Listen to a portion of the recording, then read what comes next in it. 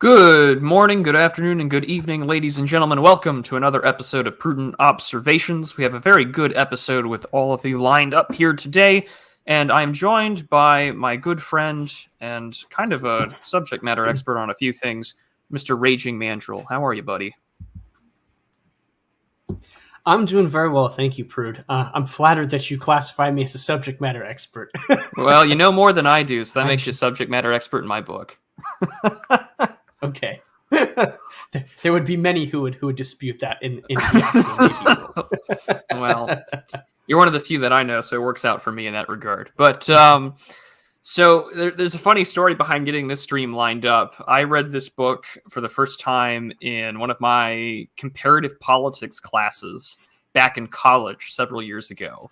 And then a few years later, I'm making this YouTube channel, and I get Semiagog Oliver sort of pressing down on myself, but also Charlemagne saying, like, you really need to reread this or read this book.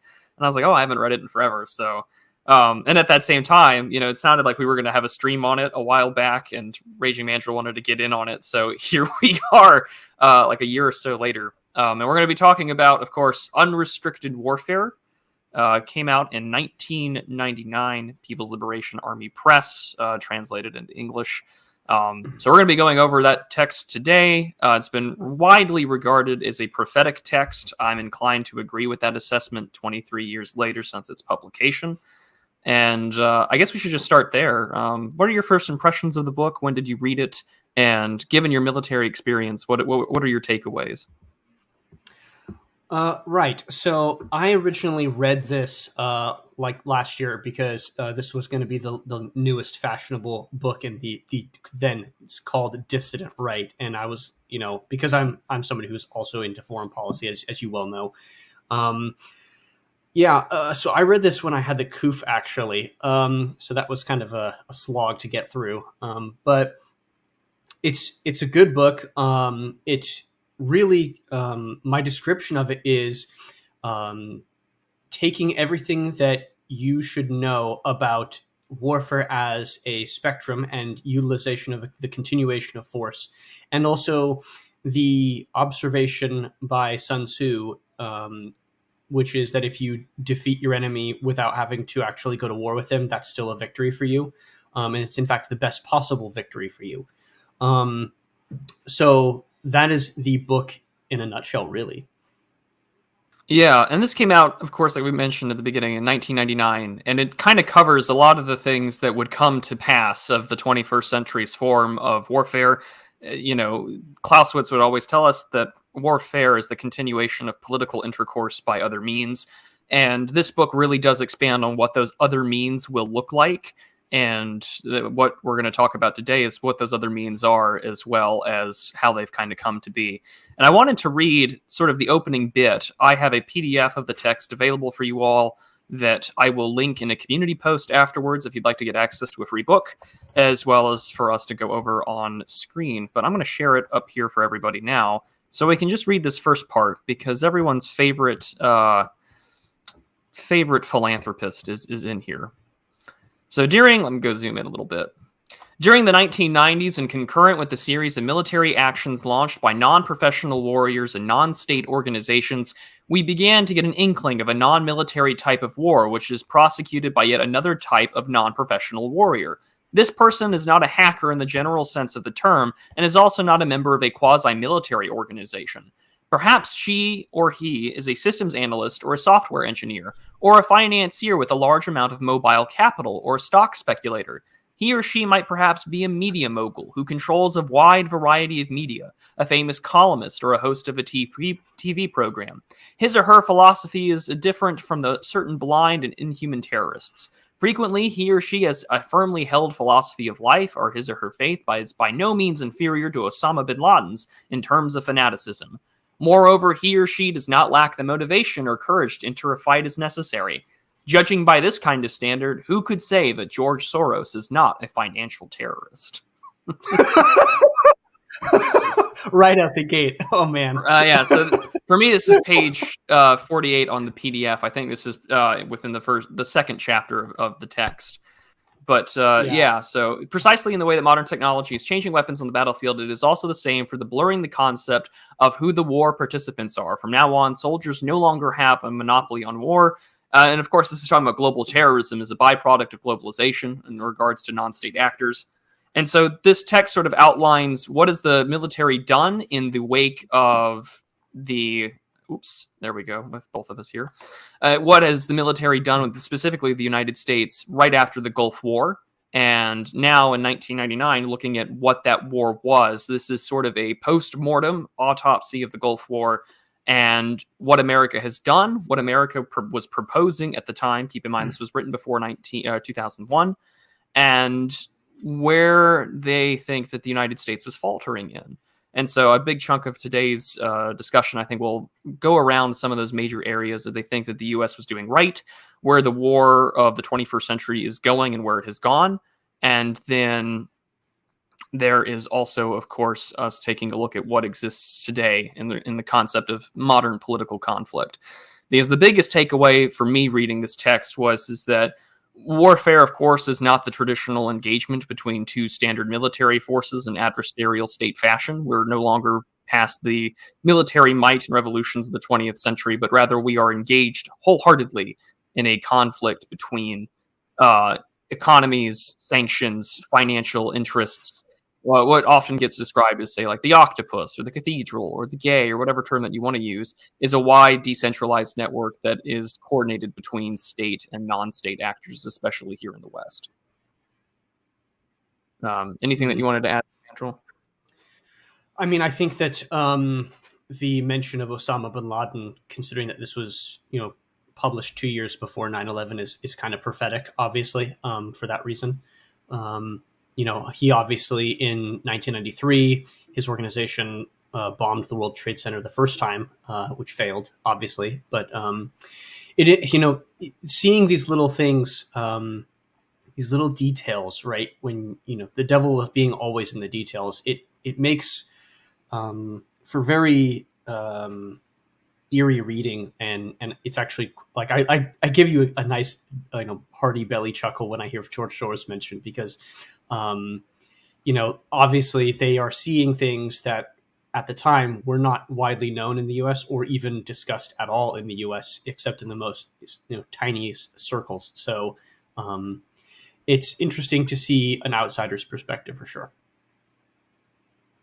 Yeah, absolutely. So one of the things that I definitely wanted to get to now that I have the text up as well is going to be not just looking up, the George Soros bit, because that's certainly entertaining, but I wanted to talk about the aspect of technology, because one of the things that they had talked about in regards to the American entry into the Gulf War and how we had logistically carried ourselves over there was a huge amount of luxury, a war of decadence that America had spent millions upon millions of dollars and was using, the troops were not there on the ground conducting most of the heavy fighting. Most of it was from aerial bombardment and sorties. Yet the Americans troops that were there and their service members, we had basically moved the population and infrastructure of the city of Jackson, Mississippi to, in Saudi Arabia to conduct these operations. And in doing so, Americans were, they had said that Americans would become accustomed that kind of luxury for soldiers would be the only way to win warfares, when having access to the home goods and such, so on, while also spending billions of dollars using the latest weapons, it's Apache helicopters, Tomahawk missiles, and etc., when this could have been fought for an extravagantly cheaper price. So I'm having some issues with your audio there, Prude. Can the chat hear Prudentialist? He sounds like he's roboting to me. Well, yeah, let me know if the audio is bad. Chat, please let me know. But let me go to... Okay, here we go. Okay, maybe some on my end. That's frustrating. Well, okay. Well, appreciate everyone chiming in, letting us know. So thank you guys. But all right, cool. So let's get to the part on technology, because that's the big area that I want us to dive into today. There's also the entropy link in the description for those who want to send super chats and not pay Susan 30% up front. So I have that working. It says that the Prudentialist is live for those that get concerned. But let's start on tech, because that's going to be the big issue here that I think is rather important. If you don't mind, I would like to start with the first paragraph of chapter 1. Sure, let's go all the way up to the top. And so chapter 1, the revolutions. Yeah, go for it. On new warfare. Technology is the totem of modern man. Stirred by the warm breeze of utilitarianism, it is not surprising that technology is more in favor with people than science is. The age of great scientific discoveries has already been left behind before Einstein's time. However, modern man is increasingly inclined to seeing all his dreams come true during his lifetime. This causes him, when betting on his own future, to prostrate himself and expect wonders from technology through a 1,000 power concave lens. In this way, technology has achieved startling and explosive developments in a rather short period of time. And this has resulted in innumerable benefits for mankind, which is anxious for quick success and instant rewards. However, we proudly term this technological progress, not realizing that at this time we have already consigned ourselves to a benighted technological age in which we have lost our hearts. How many Anons have we heard using that exact sentiment? Do you want to go to the footnotes? Because you know who's I'm surprised gets cited? Your boy Oswald Spengler gets cited in the first chapter of the text. I forgot about that. Yeah. Oh, yes. Yeah, they literally quote from Man in Technics, where technology today is becoming dazzling and uncontrollable. Bell Labs and Sony continue to put out novel toys. Bill Gates opens new windows each year, and Dolly, the clone sheep, proves that mankind is now planning to take the place of God, the Creator. The fearsome Russian-built Su-27 fighter has not been put to use on any battlefield, and already the Su-35 has emerged to strike a pose. But whether or not, once it has exhausted its time in the limelight, the Su-35 will be able to retire having rendered meritorious service is still a matter of considerable doubt. Technology is like magic shoes on the feet of mankind, and after the spring has been wound tightly by commercial interests, people can only dance along the shoes, whirling rapidly in time to the beat that they set. And so this kind of, I think, transitions into the good part of the chapter that I think is really worth discussing here. Is that over the past 300 years, people have long been accustomed to blindly falling in love with new and discarding the old in the realm of technology, and the endless pursuit of new tech has become the panacea to resolve all difficult questions of existence. Infatuated with it, people have gradually gone astray, just as one will often commit 10 other mistakes to cover up one, to solve a difficult problem, to not hesitate to bring 10 more on to themselves. For examples, for a more convenient means of transportation, people invented cars, but a long string of problems followed closely on the heels of the automobile. Mining and smelting, mechanical processing, oil extraction, rubber refining, road building, etc., which in turn required a long string of technical means to solve and ultimately led to the pollution of the environment, destroying resources, taking over farmland, traffic accidents, and a host of thornier problems. I mean, that just reads straight out of Host Authority. I mean, this just reads out of the issues of acceleration. And this is a big takeaway that the book is going to get into.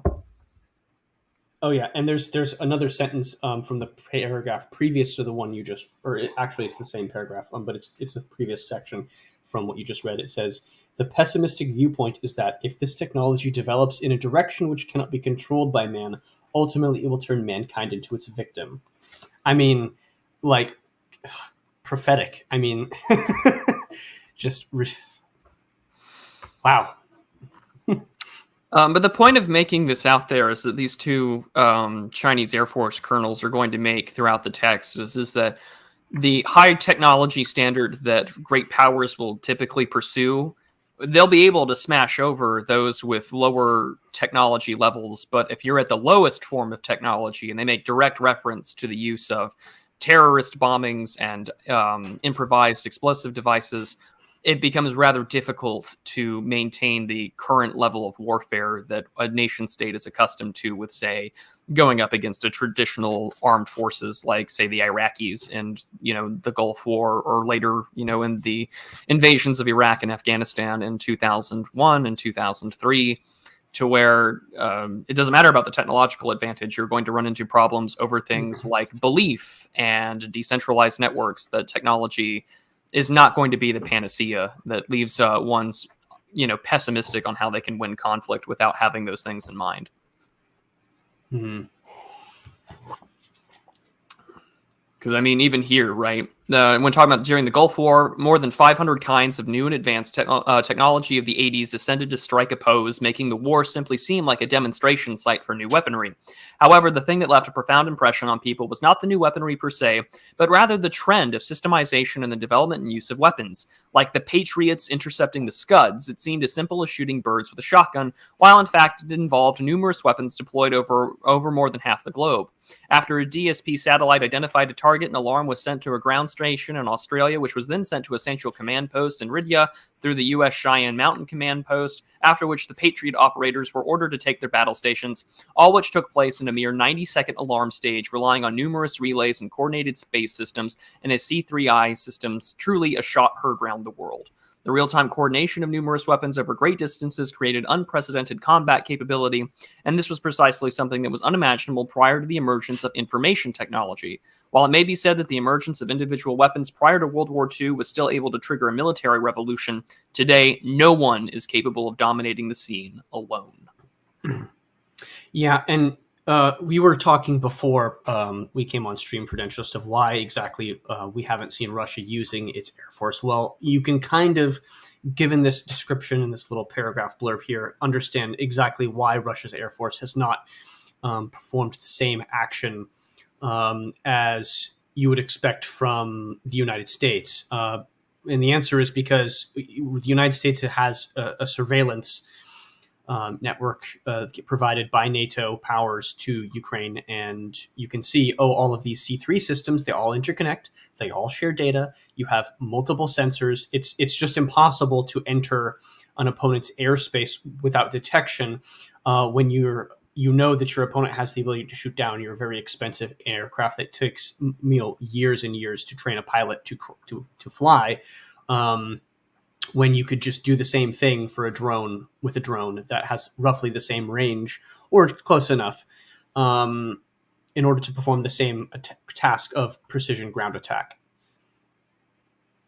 And yeah, this was the thing that you had kind of made it very clear to me, was that, and this book talks about it as well, which I think is rather fitting, that today's conflicts are kind of confirmation to what a lot of this text had discussed and sort of rather prophetically put out, is that there are actually ways to win conflicts that may take longer time, but can come at less of a cost. That way you're not risking literally, golden birds, as the two Chinese colonels described about Americans using their advanced aircraft and Apache helicopters in the Gulf War, that these things are worth, tens, if not hundreds of millions of dollars. And, they're flying them out there in a great example of, well, they don't have to worry about really getting shot down, but in the future, that may require a difference in strategy, but for right now, this seems to be the way going forward, which kind of was the case when we invaded and started doing shock and awe in Iraq in 2003.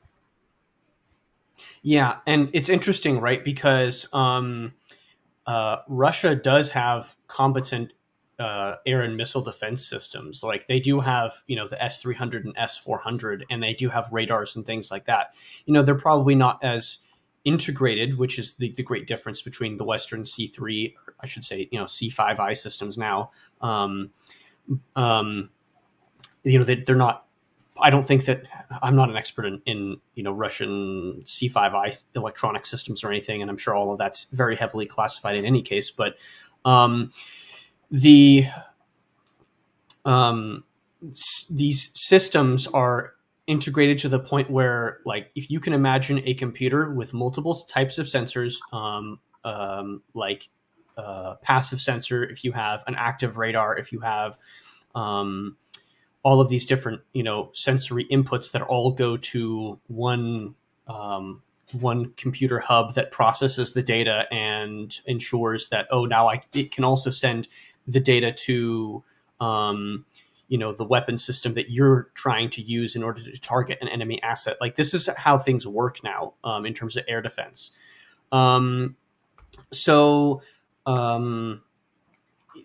It's just aircraft in terms of World War II style. Air power is the way forward. Well, there's a counter to that now, and the issue with having a counter to this is having an air defense network, and so you have like a web that in order to attack this, like, obviously very distributed web of air defense systems, you're going to be willing to take a lot of casualties, and it's going to take a lot of time to do that, to effectively knock out certain portions of the web, and certain portions are still going to be operational.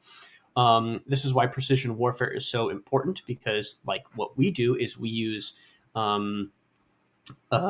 missiles that are designed, like the AGM-88 HARM, among others. We use missiles that are designed to destroy enemy radar arrays. So the reason why we do that is because, of course, you can't launch a missile without the radar array to detect the target that the missile is going to be used to destroy an aircraft, right? So in the meantime, what are you going to do? Well, I think that you're going to do traditional ground warfare. And I think Russia's decided to maximize the lower quality and very highly expendable assets that it does have in order to achieve victory, even though it's going to take much, much longer than we as post shock and awe Americans would expect from a military conflict. The next thing that I think with the question of technological integration into warfare and this wide array of systems is well, what kind of network helps govern these things?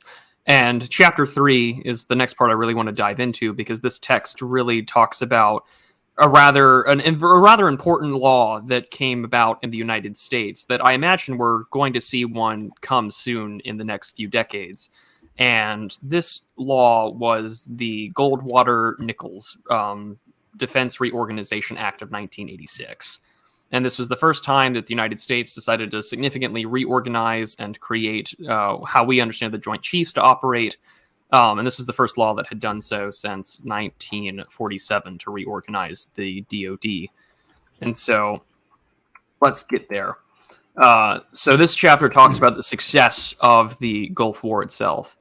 The supercilious Americans often engage in actions which cause them to reflect on their mistakes, and in this disposition, which would seem to be a contradiction, time and again amazes those who want to witness the presumptuous American suffering. At the same time, it also enables the Americans to time and again reap the considerable benefits. It truly seems as if the Americans are always able to find a key to open the door of the next military action along the lessons of each military action. Struggles between the views and interests and factions in the armed services have been around for a long time, and this is so in every country. The competition between various armed services in the U.S. military to protect their own interests and strive for glory is well known to all, and they are not equaled in this respect. In this regard, what leaves a particularly deep impression is that 60 years ago in combat with Japan, to emphasize the role of their own service arms, MacArthur and Nimitz each came up with a Pacific strategy. Even President Roosevelt, who was circumspect and far-sighted, had trouble balancing between the two. Another thing that demonstrates this point is that U.S. aircraft which bombed Vietnam 30 years ago actually had to listen to commands from up to 4 different headquarters at the same time, which is truly hard to believe. Up until about 15 years ago, there was a separate independent command systems, and it was not clear who was in authority, and this had disastrous consequences for U.S. troops stationed in Beirut, which as it led to approximately 200 Marines losing their lives. However, even after he was made commander-in-chief of Allied forces during Desert Storm, the problem was exposed and Grenada was still fresh in the memory of General Norman Schwarzkopf. While his deputy commander of the Joint Task Force during the Grenada action, each of the service arms of the U.S. forces taking part in this action went its own way. This question, raised by this action, was, during joint operation, who listens and who commands? So this is where we get into the Reorganization Act, which highlights that this reorganization had led to chairman of the Joint Chiefs of Staff, and where joint operations would be working under a sort of unified command and network structure. which ironically kind of led to the success that it had in the Gulf War, and still to this day is the structure in which the military operates in this network and distributed style of a very hierarchical who answers to who kind of question. Mm. Yeah, and this is something that, in terms of organization,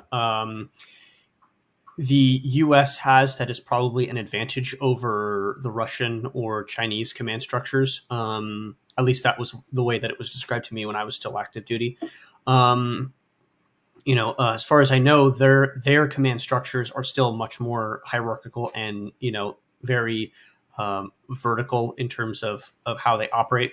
Whereas in the U.S.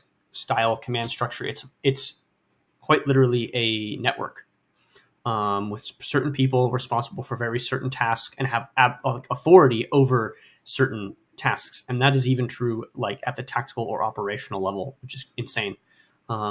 So it's interesting seeing that the structure of a distributed web, is of an effective one.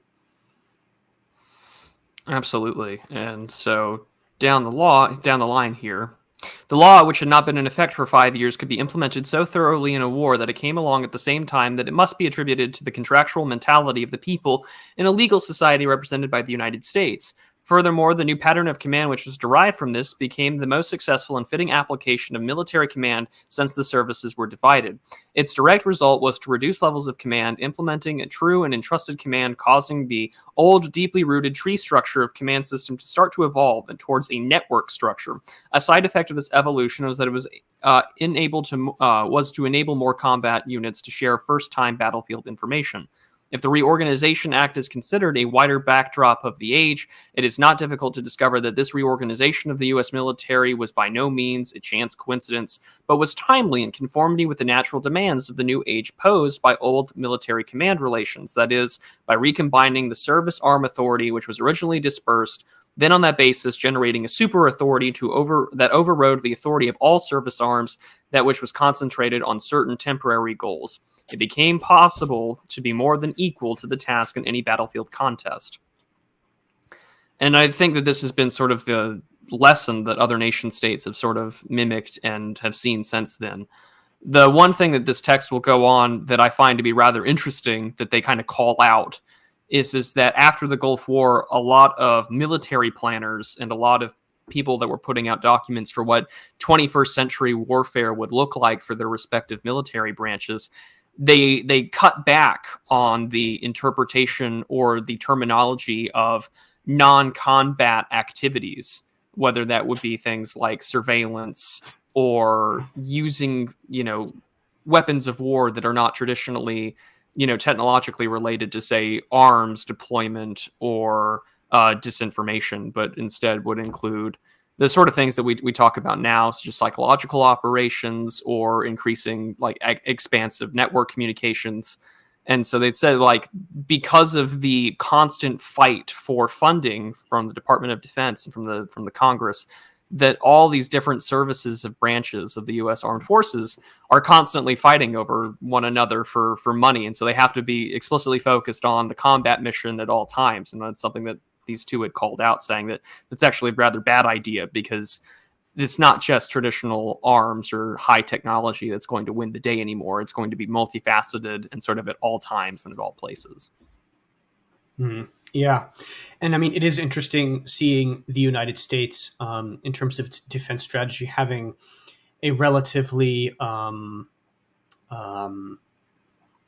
equivalent level of funding and support for every single one of the services. We've talked about that before with our stream on Barry Posen's restraint, and that his recommendation for the United States is to be a much greater power in terms of naval and air power than it is with its actual army. He thinks obviously that should be restructured so that the army is much more like like the National Guard or a sort of like militia force that gets called up if the United States gets attacked on its own soil, which is extremely unlikely. So yeah. The other thing that I found rather predictive was this quick passage where, let's see here. Let's see here. In this regard, the Air Force has its own multiplication tables, and the military's intensifying budgetary struggle. Space flight weapons are a powerful trump card held by the U.S. Air Force. Even though the Star Wars system advanced by President Reagan appeared to be a bluff at the very beginning, and 2 presidents later it has still not developed true combat capability, the enthusiasm of Americans for establishing space combat power has never cooled. Relying on this enthusiasm, many Air Force chiefs of staff have striven for the most possible military funding for their own armed forces. Probably only heaven knows whether American spaceflight power will be, as General Estes said, quote, "What spaceflight troops demonstrated in the Gulf War proved that they have the potential for independent service," end quote. And what do we have now as the newest branch of the U.S. Armed Forces? is the U.S. Space Force. The U.S. Space Force, which is primarily on electronic warfare and surveillance, although I mean it's funny because even then they're going to have to constantly still be fighting with the U.S. Air Force on budgetary issues, because where does the X-37B still rely on jurisdiction? It's still with the U.S. Air Force, and that's it's autonomous, reusable, and sort of its own spacecraft, which is really cool looking. Actually, I'm probably going to load up an image. Yeah, please do. Yeah, so let's pull up a pretty good one here. So, new tab. Well, while you're doing that, I will just address something in the chat here. There's some talk of aircraft, since we're on the subject of aircraft, and there is an assertion here. Oh, that's interesting. There's an assertion here that the F-22, I think is what they're talking about, is that will be like obsolete by the 2030s, and that may be true. But as we have seen in Ukraine, an obsolete asset does not mean that it has zero military application. Warfare in the future is going to be not gigantism anymore. This era of, especially with carrier warfare having massive multi-billion-dollar carriers, is probably going to go away because it can only exist when you are assuming that each individual asset, like a carrier, is not going to be able to be destroyed by one singular missile, like the Chinese ballistic anti-carrier missiles. And the same goes true for aircraft as well. Just because it's from an earlier era of warfare doesn't mean that it has no application. The Chinese, especially, are converting old, MiG fighters that have zero military application, that are multiple decades old, into drones. And you'll also see this with Ukraine. What did they literally just do in the last couple of weeks? Well, they found ancient Soviet drones from the Cold War that had been in storage. They managed to make them operational, and they attached an explosive to it and utilized them as a guided missile because they're not able to be used as a drone anymore. And so this is what you can be. This is what you will do. You can use older assets for other purposes for which they were not originally designed. And you can make them warfare capable. And the problem is that warfare is so expensive. Of course, you're going to take an asset that you've already bought and paid for and continue to use it and make sure that it has as lengthy of a service life as possible. And they literally just talked about this with the aircraft that they were speaking about, right, in the book.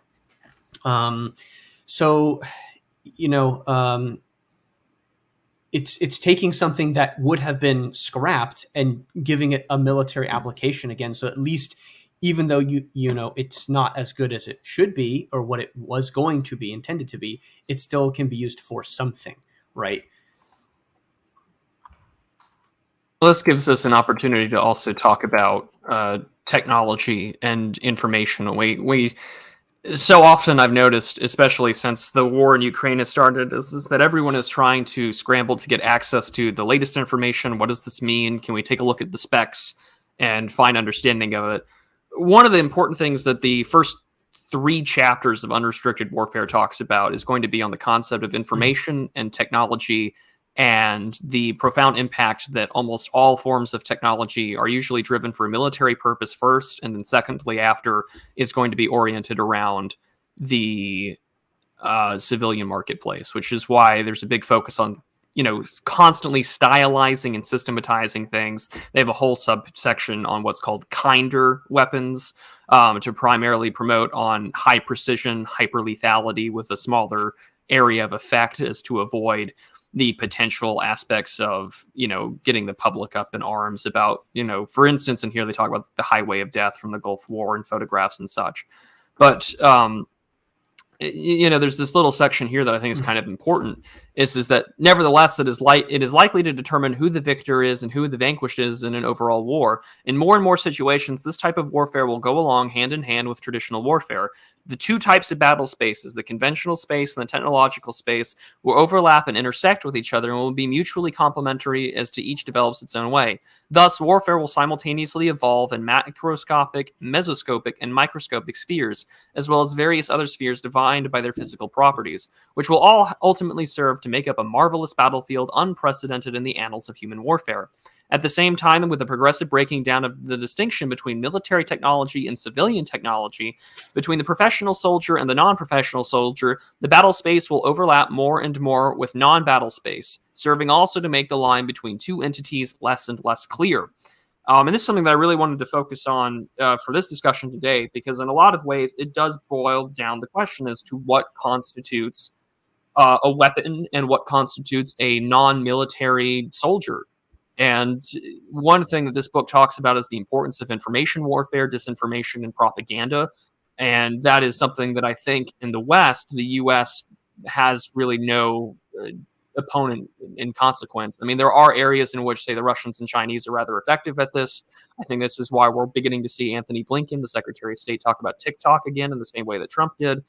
But the way in which the U.S. government and, say, its media allies and so on can articulate what is debunked, what is Russian propaganda, or in the way that Eastern European governments can try and influence political thought leaders in various forms that may not be aligned, or the influence that, say, there was some well-known Russian propaganda, stuff that had came along that had focused primarily along U.S. Southerners, with, say, like the Russian Bear with the Stars and Bars of Dixie.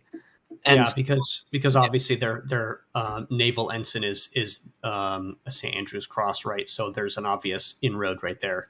Well, yeah, and I mean, even when the stuff had started here, right? I saw a meme about the Luhansk People's Republic, their sort of reservist insignia had bared their flag had bore a very similar resemblance to the Stars and Bars with the Confederacy, and people were like, "No way, Dukes of Luhansk," which I mean is a funny meme, but in the same way, it kind of gets people to rile it up. And so, in a world of the internet where Poe's law exists and people aren't sure what's irony and what's being taken seriously, the question of becomes, well, what's a non-state or what's a non-military actor that's also fighting in the non-battle space that is a battle space? And I think about the NAFO fellas. That's that to me, that's an overlap of between the traditional battle space, and then you have the non-professional warrior, wherein disinformation, propaganda, and so on are going to be always about it. And I mean, there's a really great article, and we were talking about this beforehand, before we went live on the air, and I wanted to see if I still had it saved. But our friend, my Twitter mutual Schwab had linked an article from Mint Press about, from earlier this year. Alan McLeod wrote it. I'm going to share this tab. Call of Duty Modern Warfare 2 has been available for less than 3 weeks, but it's already making waves, earned more than $1 billion. But the Call of Duty franchise, the entertainment juggernaut, also has a really close relationship with the U.S. national security state. And, if anyone's played the newest Modern Warfare, you're killing an Iranian general in an arms deal with the Russians, and you pilot the missile that kills him. And so there's been a long relationship between the U.S. government and it's sort of our entertainment military apparatus. The National Defense Authorization Acts that the Obama administration and virtually every administration passes had all had specific clauses about coordination with the United States DoD for any sort of, feature film that would feature the military or talk about military stories. And I mean, what a greater example during the late Bush era, early Obama era than the Michael Bay Transformer movies and so on and so forth. So, I mean, again, the overlapping between the traditional combat space and the non-battle space, I think, even in 1999, those two had called it rather well. Mm-hmm. And we played the clip earlier. It's just absolutely insane. Oh, it's funny. And I just want to, there's a funny comment here by I think Monothalmos. He says, no Russian ever called me an incel. It's perfect.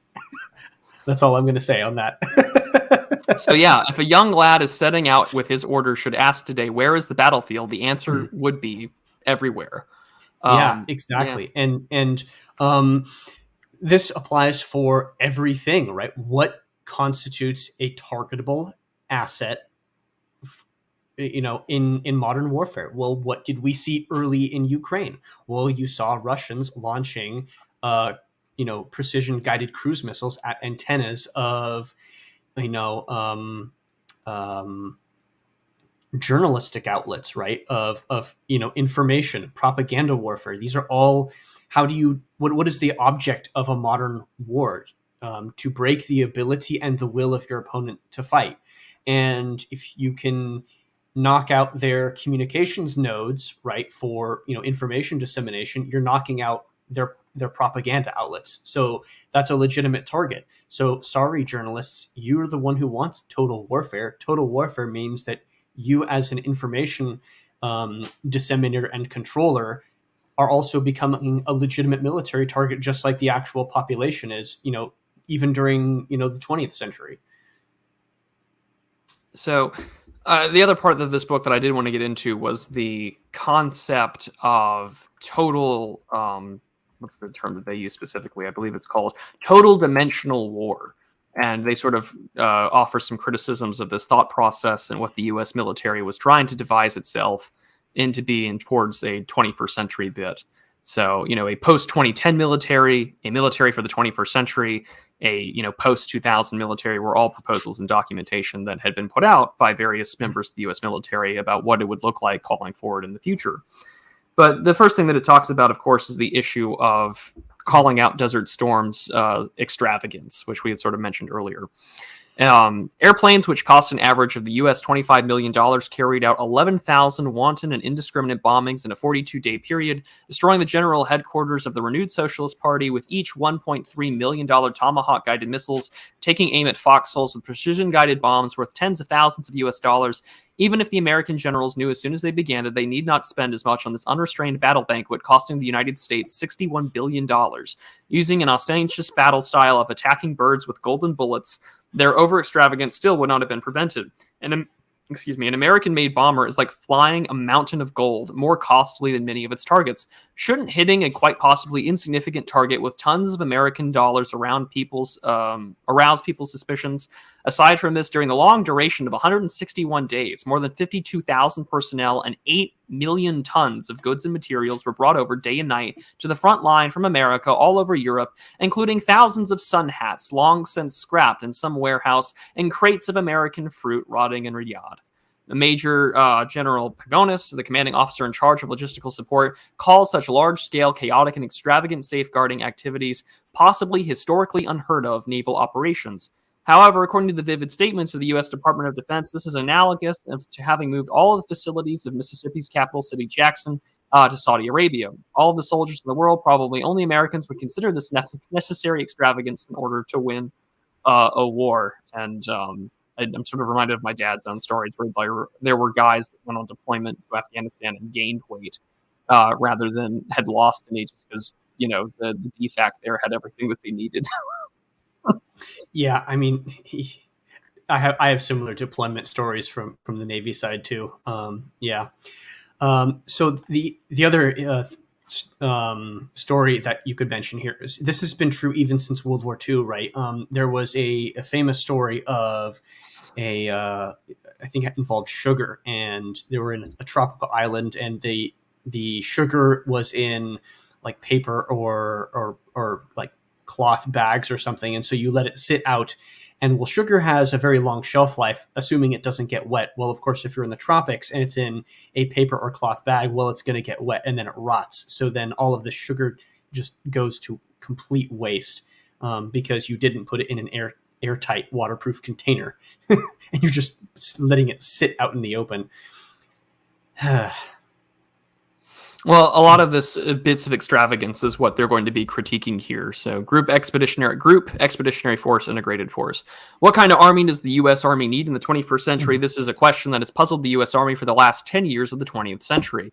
During the Gulf War, the effect of the Army's mediocre show, along with high-technology weapons on the rhythm of battle, formed a clear contrast to the U.S. Army which all along had been more conservative than the Navy and the Air Force, finally became conscious of the need to work out a system for carrying out reforms. What is rather interesting is the role of resistance this instance played in the Army's upper echelon. Rather, it was the new division commanders who had just climbed up from higher positions from command levels, and the new commanders that replaced them. The views of those of the brigade faction wearing the eagle insignia on the sign of the maple leaf, however, are in complete contradiction. They believe that it is the Army troops that have been unable to pass the test of war and therefore must undergo a major operation. The crack troops, model troops, and primary brigade, these three programs which have handed over to General Sullivan. Even though this Army Chief of Staff has admiringly embodied the third program's new thinking of future operations, he has not been able to persuade the majority of generals to accept it. The result has been that after he was relieved of his office, there was a change of heart between the conservatives and the reformists, and the Army made the 4th Mechanized Unit in the Foundation in January 1996 to organize a new experimental brigade of 15,800 men. The position of divisional faction clearly prevailed. Members of the brigade faction, however, were not willing to let the matter drop. They staunchly believe that a military force is excessively massive and cumbersome, will be difficult to suit the combat requirements of the 21st century. The military force, which began to be implemented during this period of short-range to complex guns, must be completely rescinded, and 5,000 to 6,000 new type combat troops should be substituted to form the new Army type for basic combat. And this is just a large managerial debate that we're going to see happen throughout the 1990s. I mean, we still see it happen to today.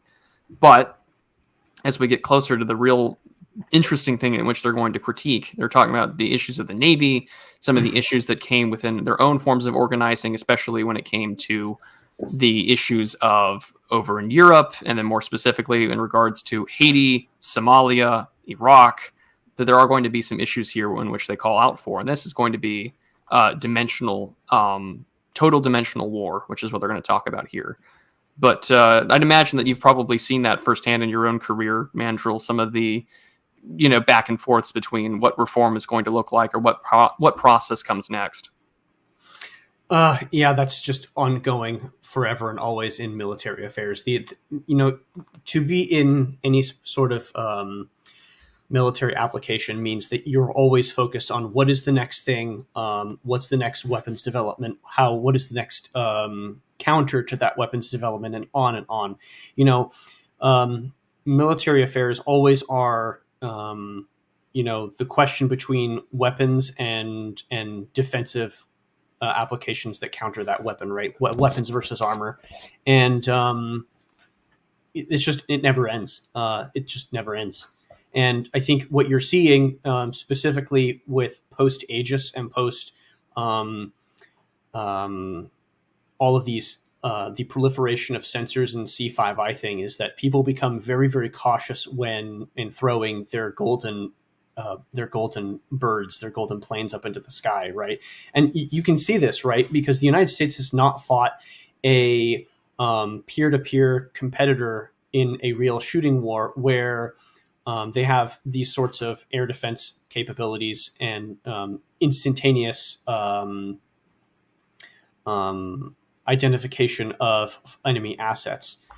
So this sort of air style warfare really only applies, at least in my view, if you have if you're fighting an opponent that doesn't have the same capability as that, right?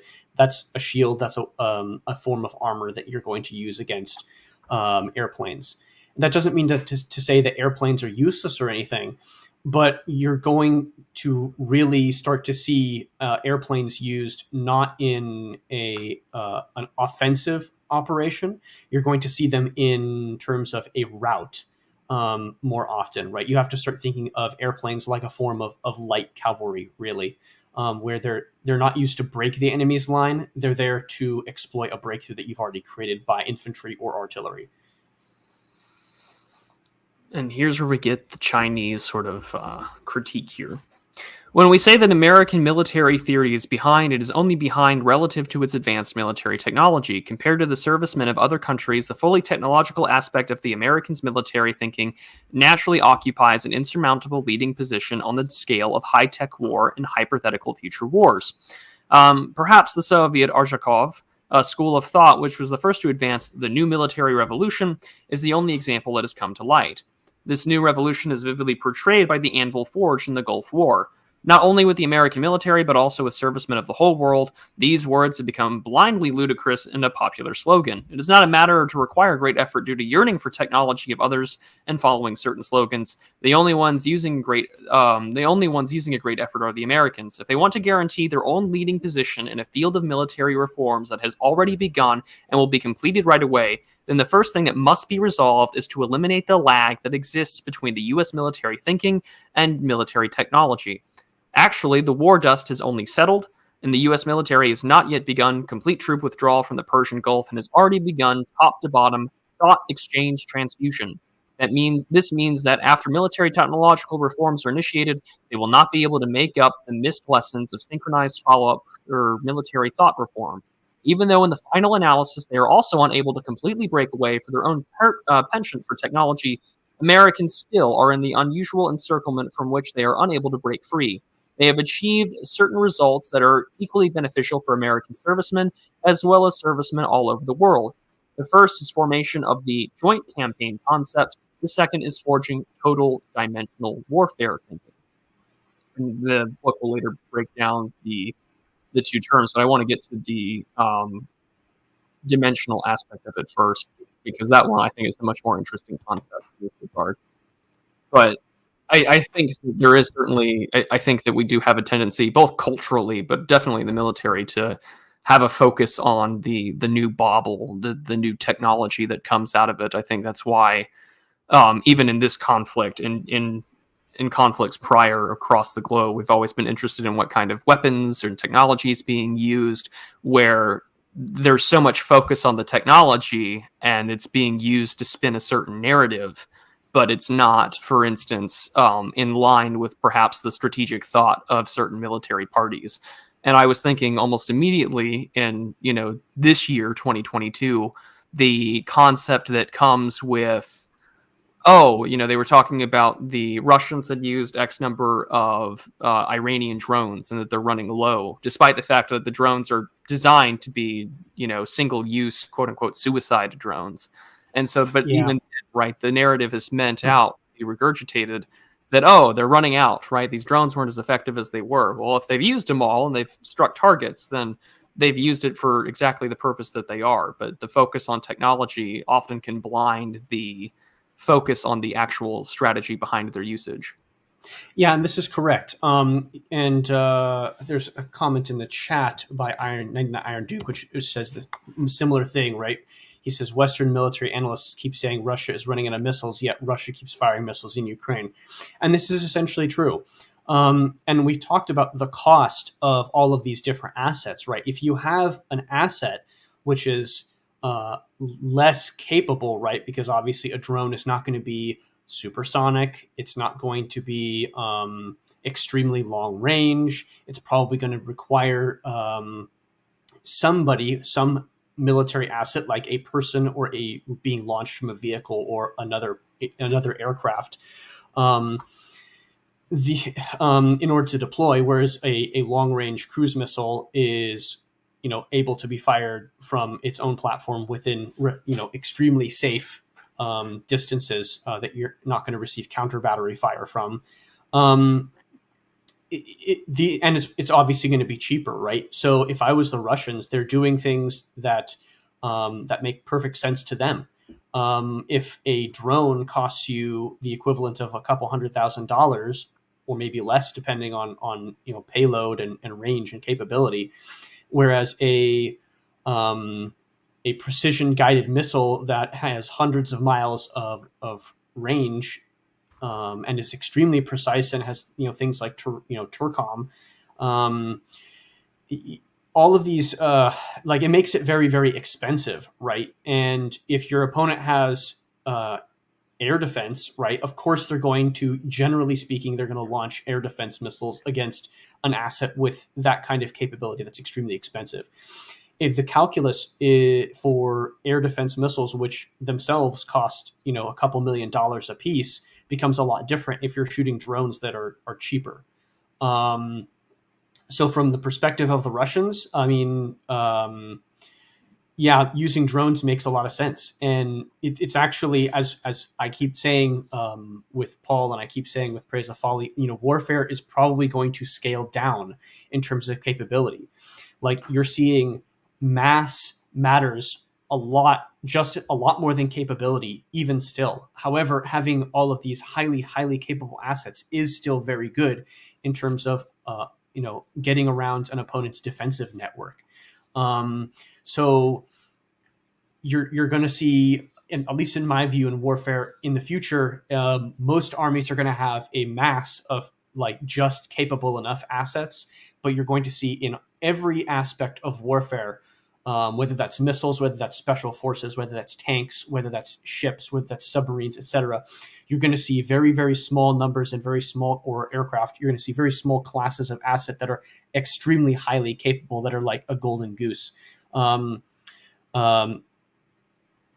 those are going to be very small. So I think in terms of future warfare, that's probably where it's going to go.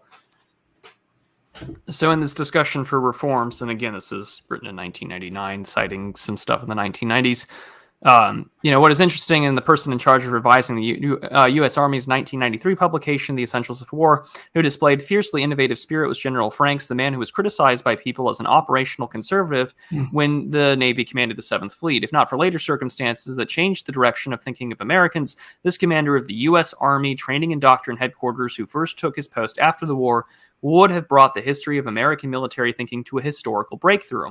Although General Franks and the officers who compiled his military regulations were unable to reconcile the tremendous discrepancy between the two sentences, implementation of centralized air, ground, and sea operations supported by the entire theater of operations, and mobilization of all mastered methods in each possible operation, both combat and non-combat, so as to resolutely complete any mission assigned at the least price.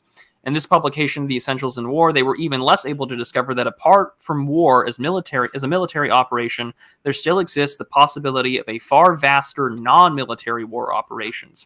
However, at least it pointed out that total dimensional warfare should possess the special characteristics of total depth, total height, total frontage, total time, frequency, and multiple methods. This precisely is the most revolutionary feature of this form of battle that has never been before seen in the history of war. It is too bad that the Americans, or more specifically the American Army, discontinued this revolution too early.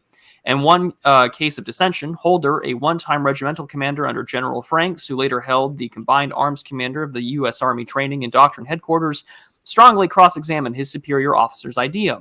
The then Lieutenant General Holder was already not on the out-and-out vigorous Colonel Holder on the battlefield. This time he was playing the part of the Army mouthpiece for conservative tradition. His view that the belief that non-combat operations has its own set of principles is not welcomed among combat troops, and many commanding officers are opposed to differentiating between non-combat operations and the original meaning of military operations. After Holder's death, the Army had formed the common consensus to handle differentiation of non-combat operations as a wrong practice. They believe that if non-combat military operations are written into basic regulations, it will weaken the armed forces' trait of emphasis on military affairs and could also lead to confusion in armed forces operations. With the situation going in this direction, General Franks' revolution ended in unavoidable miscarriage. Under the inspiration of the next commander of Army Training and Doctrine, General Hartzog, General Holder and the editorial group for the 1998 publication, The Essentials of War, made a major amendment to the new compendium with a single principle covering all types of Army's military operations as the fundamental key. Their practice is to no longer distinguish between non-combat operations and general military operations, but to differentiate battle operations into 4 types: attack, defense, stabilization, and support, and return the original manuscript to such responsibilities of non-combat operations as rescue and protection, and reassembling the old set of combat operations in order to enable it to be put to centralized command principles on the right course, and altogether disregard the concept of total dimensional warfare. And I do think that since this publication in 1999, that I think that lesson has been learned. Or more importantly, that it didn't need to be perhaps written down, that our warfare today is less arms and men being deployed, but instead rather relies on narrative and the non-governmental organizations, or specifically non-military, and rely on intelligence to do these things. When I think about international relations and what is the concept of politics, we often hear terms like quasi-Cold War thinking or primarily trade war and so on. And I think that's just part and parcel for how larger nation states and larger economies can conduct warfare without the expenditure of real blood and treasure that they can weather on, say, a sanctions campaign, or most recently, for instance, the USA CHIPS Act, in which that's going to, on paper, do a substantial amount of damage to the Chinese's own microprocessing ability to create chips, and require American companies to either work with them or to not work with the Chinese at all. Yeah, the chips issue, that's a huge thing in the chat. If you're looking in the chat right now, there's a lot of discussion I'm seeing about chips and whether chips are good or whether they're bad. And I'm like, okay, every single missile that is precision guided, every single drone that has precision capability, every single aircraft that uses, integrated radar systems with, real-time ability to receive and transmit information to other assets, which can then be transmitted to a further third or fourth asset down the line in this sort of in a network, is all of that requires computer chips. It requires high quality electronics. So like chips become incredibly powerful in terms of being able to be extremely precise in weaponry and identifying opponents and destroying them. Like individual assets with high precision. So if you don't have the ability to have chips, you're going to have to rely on less precise forms of warfare, which is exactly what we're seeing in Ukraine. Russia doesn't need a lot of HIMARS style weapons where they rely solely on extreme precision weapons to destroy their enemies. That's not their approach at all. They understand, well, actually, that's all very nice and that's all good, and we still retain a lot of precision weaponry to do the jobs that we need them to do, which is to go after, targets in the enemy's backfield, like to attack their logistics capability, like ammunition dumps, which is what we've seen in Ukraine, to attack a lot of command posts, which is what we've seen also with both from the Ukrainians' perspective and the Russians' perspective in terms of attacking, command posts, C2, headquarters, things like that, and also attacking logistical things like railways, like bridges, for example, like near Kherson, of course. So these are things that are absolutely necessary. And if you don't have them, if you don't have that capability, you're going to have to rely on shorter range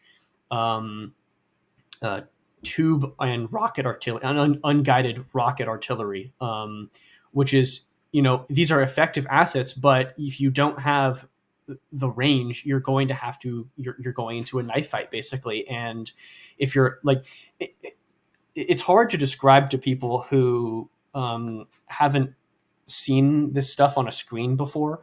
I don't know how much of our audience has ever played the Nintendo DS game Advance Wars, but there's a feature in that game called the Fog of War, right? And basically every single unit has a certain viewing range, and all the terrain features have qualities that make it more difficult to see somebody hiding there, etc., or they make it easier for you to see.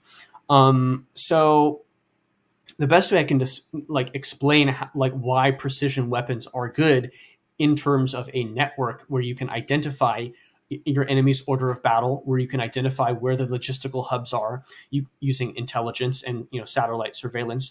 You can find all of these little area or resource production. Okay, my enemy needs aluminum to make planes. They only have a couple different factories. So if I want to disrupt the production of their aluminum, one precision guided missile strike in the right place is going to do the same job as whole bomber groups in World War II, and you're going to have to sacrifice a lot less aircraft and a lot less personnel and a lot less ordnance to do the same job. So that's why precision guided missiles and ships are important and why they matter.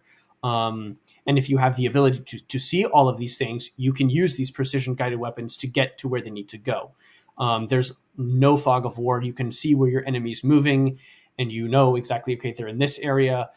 So if I have a missile with an active seeker and which can detect enemies, or even for some missiles, detect the radar signatures of my enemy and home in on those, it means that it's very difficult to hide in the modern battlefield.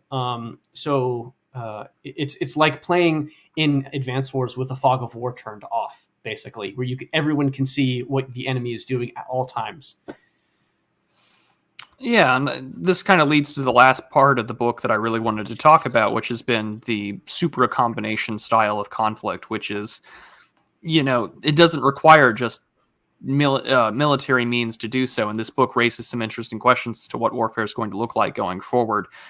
For instance, one aspect that we're going to see, I think, is going to lean heavily on economics of this, not only just of the existing conflict and what we're happening to see with sanctions, but also how that impacts maritime trade and an already ongoing stressed supply chain aspect of it earlier. Just last month, on the 29th of November, Chinese authorities and companies are refusing to recognize Russian insurance documents by private insurance companies, as well as from the Russian National Reinsurance Company. The Russian Deputy Minister of Transport, Alexander Poshovai, now wants to propose China with bilateral recognition of the certificates. And there has been some claim that this is going to be based upon American pressure. And I think that this text kind of offers us a ways to look at these things. During a war between two countries, during the fighting and killing of two armies, is it necessary to use special means to wage psychological war aimed at soldiers' families far back in the rear area? When protecting a country's financial security, can assassination be used to deal with financial speculators? Can surgical strikes be made without a declaration of war against areas in which the sources of drugs or other smuggled goods? Can special funds be set up to exert greater influence on another country's government and legislature through lobbying? Could buying and gaining control of stocks be used to turn other countries' newspapers and television stations into tools of media warfare? Boy, do we see that one a lot, quite often, when it comes to nation states banning certain types of media. I mean, and like I just mentioned, Russia targeted media outlets there, and for television, radio, etc. Because these are propaganda is a mechanism to increase support for conflict, and so if you want to destroy your enemy's will to fight, the media is a target. Yeah, and for instance, right, one aspect of regards to drugs is that was a big part also in the time that Trump was in the White House, as well as the current administration now.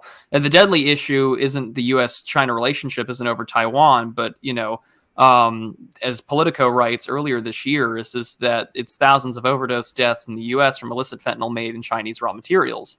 And that during their discussion about, trying to get trade going the way that it did, one of the things that they were up against was that the Chinese government moved to block that trade in June of 2021 from certain manufacturers of fentanyl, precursor chemicals in the list of substances requiring government approval. And the Chinese suppliers responded by marketing the unregulated raw materials for precursors. And so drugs play a major role in this in the same way that the media does. And I think in the same way that, I think this is in regards to, say, unrestricted warfare, or even with the Twitter files, is that, well, what's a major node of, say, government aligned or, regime aligned forms of media is going to be social media, right? That's one of the big things that has definitely come out into the 21st century.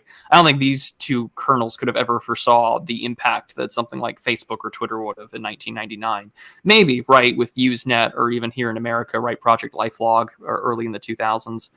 But I think about the fact that, Elon Musk dropping these Twitter files and saying like, oh, they've intervened in elections in foreign countries, or that it has an impact on our own domestic politics, or what kind of information gets put out there, what gets listed as state affiliated media, that this American, based organization, and I don't mean based in the fun sense, I just mean where it's geographically located, is a large information center in which media warfare is filtered all the time, where the trending tab is mentioned. And I think that's a big reason why you're not wanting to see companies cooperate when certain political opponents talk about, let's see how the algorithm works, because in large part, it probably works in tight coordination. As the Twitter files have shown, they do work in close coordination with the American intelligence and security apparatus. And this text sort of talks about what that would look like. Besides the justifiability of these means, it's going to be a part of these Supra means combinations of warfare. So what are means is the vital question that I think we should probably have our audience listening to. Is it's practically not a question of not at all. Everybody knows that it is a method or tool by which to accomplish an objective. But if things as big as a country or an army and as small as a stratagem are imprecisely called means, then the question is far from simple. The relativity of means is an issue in which people have expended considerable effort. We can see the sort of relativity in the fact that on one level, something may be a means, while on another level, it may be an objective. When speaking of supranational actions, a country is not a means, but when speaking of other national actions, or an armed force of another country's force is a means, the country becomes an objective. And so from the angles of methods, philosophical methods, technical methods, math and science and artistic are all being used by humanity to bring benefits to itself. However, they can all be used as a means in war. Take, for example, technology. The resurgence and development of information technology, materials technology, space, bioengineering, and all new technologies are part of an expanding array of means. Another is an example of mathematics. There is nowhere in which the influence of mathematical methods is not seen in military terminology such as the disposition of forces, base figures used to plan consumption of ammunition, calculation of trajectories, probabilities of deaths and woundings, combat radii, and explosive yields. Moreover, philosophical, scientific, and artistic methods are also effective in supporting military wisdom and military action. This is why people refer to military ideology, theory, and practice as military philosophy, science, and military art. As Liddell Hart, British officer and military theorist, defined the word strategy as the art of using military means to achieve political objectives. And I mean, that's even why today we see such a struggle over things like quantum computing, access to rare earth minerals and resources, something that I think that the Chinese will probably use in response to the CHIPS Act because they have an effective global monopoly on this, whereas the United States is only rare earth metals and minerals. Mine is I believe it's in the Mojave Desert, and it's only the one that we have open compared to theirs, and access to other, say, foreign vassal states where they also mine for things like cobalt or bauxite in sub-Saharan Africa. So I think that you're going to see these sort of aspect of means, but also combination of military, economic, and political media play a role. And we see that, I think, all the time. And I think that this text kind of got that one pretty much on point. Yeah, it's interesting, right? Especially because they mention, the calculus for death and woundings and ammunition expenditure, and I know that this is something that the more military affiliated Anons in our circle talk about a lot with the Ukraine war, and trying to determine who is winning, who is doing well on the ground, what does the picture actually look like, because we do not receive hardly any information from that conflict at all, other than what, if you have access to, the Russian sources, which are obviously going to be biased their way, or the, pro-US State Department sources in our way. So finding a picture that it makes sense using these mathematical models and logistically on noticing, okay, who's expending more ammo, so who has the greater firepower, therefore who is likely to be doing well, because at least in kinetic warfare, he who has greater firepower usually wins. Or at least for the most part. There are other factors, of course, but yeah, that's a good metric for it. So, there's a lot of talk, at least in terms of Cold War era calculations of how do you calculate casualties and that sort of thing, because we're not getting the real numbers, and we won't for many years. Yeah, and I mean the text here uses the Iranian the U.S. embassy, situation in Iran in 1978 as its example. The first thought was the United States was the rash use of military means. Only after these failed did it change its tactics, first freezing Iran's foreign assets, then imposing an arms embargo and supporting Iraq in the war with Iran. Then it added diplomatic negotiations. When all these channels were used together, the crisis finally came to an end. This shows clearly that in a world of unprecedented complexity, the form and the scope of application of means is also a state of continuous change, and that a better means used alone will have no advantage over several means used in combination. Thus, Supra means combinations are becoming extremely necessary. It's a pity that not many countries are aware of this. On the contrary, it is those in non-state organizations in pursuit of various interests which are sparing no effort in search of the use of means in combination. For example, the Russian mafia combines assassination, kidnapping for ransom, and hacker attacks against electronic systems of banks in order to get rich. Some terrorist organizations pursue political objectives by combining means such as bombs, taking hostages, and making raids on networks. To stir up the waters and grope for fish, the likes of Soros combine for speculation in currency markets, stock markets, and futures markets. Also, they exploit public opinion and create widespread momentum to lure and assemble the jumbos such as Merrill Lynch, Fidelity, Morgan Stanley, and their partners to join forces in the marketplace on a huge scale for wage hair-raising financial wars, one after the other. Most of these means are not by their true nature military, although they have a tendency to be violent, but methods by which are combined certainly do not fail to inspire us as to how to use military and non-military means effectively in war. This is because nowadays, judging the effectiveness of a particular means is not mainly a matter of looking at what category it is in or whether it conforms to some moral standard. Instead, it mainly involves looking at whether or not it conforms to a certain principle, namely, is it the best way to achieve a desired objective? And I mean, this is the biggest aspect when, I think, when C.A. Bond talked about sort of like the Juvenalian model of power in today's politics, the emphasis on organizations and institutions like the National Endowment for Democracy, Voice of America, Radio Free Europe.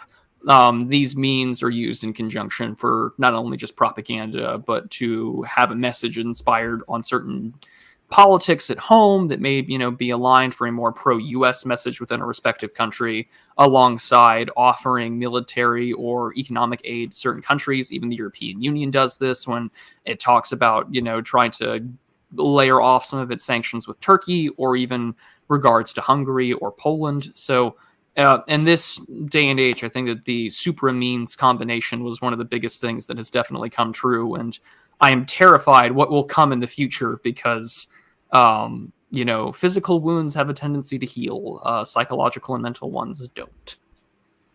Yeah, much more difficult.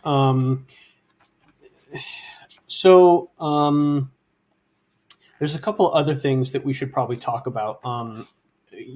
Let's see. I'm trying to find it here. What is the term they use? Where is it? Well, in the meantime, I'm going to check entropy here real quick. All right, go for it. Do you want to talk about the side principle structure at all? Because this is kind of a necessary concept that they mention in here. Yeah, that's fine with me. We can go over it. Sure. Okay, so I'm just going to read a little bit here. So give me the chapter and the opening line, and I can bring it up on. Yes, it's chapter 6, Seeking the Rules of Victory. The force moves away from the point of the enemy's attack. Cool. Page 151 on here. So this kind of also I just flipped it through my book, and I noticed this because we were talking about the math portion, right? What they're saying here is the structure is a basic mode in Chinese grammar, the side principle structure. So this is something that they're literally saying that language has power, and So they're using their grammar and their language to help them understand how these things function, right? And of course, they're saying language determines everything, or language determines thought, and that's what I wrote in the my notes in the margin here. This structure of having the principal element modified by a side element exists extensively in the Chinese language to the extent that a Chinese speaker will not be able to speak without using it. For if there are only subject words in a sentence without directing modification, the sentence will lack clarity because of the absence of such elements as degree, location, and mode, which can be grasped in a concrete manner. For example, if the modifiers in such phrases as good person, good thing, tall building, red flag, and slow running are all removed, then the center words will become neutral words without specific references. As shown here in the side principal structure, the side element, as compared with the principal element, is in the position of qualitatively determining the sentence or phrase. In other words, in a certain sense, we can use the understanding that in the side principal structure, the center word is the principal entity, with the modifier serving as the directing element, that is, that the principal element is the body for the side element, while the side element is the soul of the principal element. With the body established as the premise, the role of the soul is obviously of decisive significance. The relationship of the principal entities being subordinate to the directing element is the foundation for the existence of the side principal structure. At the same time, as one of the forms of structure of the system of symbols corresponding to the objective world, it seems to suggest to us something law-like which goes beyond the scope of language. And they continue on. Going along this path, we will soon see that the side principal relationship exists in a big way, not only in such phrases as good person, bad thing, tall building, and red flag, or such military terms as aircraft carrier, cruise missile, stealth aircraft, APC, self-propelled artillery, precision bombs, rapid response force, air-land war, and joint operation. This relationship also exists everywhere in the world outside the scope of language in a myriad manner. This is the significance of our borrowing. Just borrowing but not copying this rhetorical device, only seen in human language systems in our theory. We do not intend to arbitrarily juxtapose war with rhetoric, but only intend to borrow the term side principle to enunciate the deepest core element of our theory. For we believe this side principle relationship exists in a big way in the movement and development of many things, and that in such a relationship, the side element instead of the principal element often plays the role as the directing element.